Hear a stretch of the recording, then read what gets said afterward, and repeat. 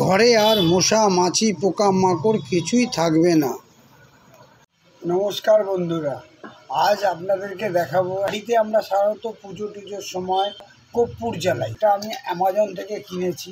এইরকম একটা জিনিস, একটা পাত্র, যার এটাকে বলে কর্পূরদানি। এটা ইলেকট্রিকের চলে কানেকশান করলাম, এবং লাইটটা জ্বলছে।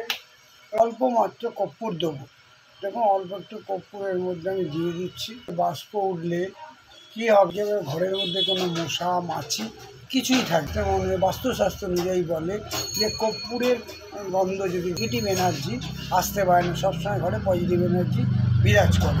ফলে এই দেখুন কর্পূরের ধোঁয়া উঠছে, দেখুন কি ধোঁয়া উঠছে, দেখুন ধূপ জ্বলছে, মনে হয় উপকারের জিনিস।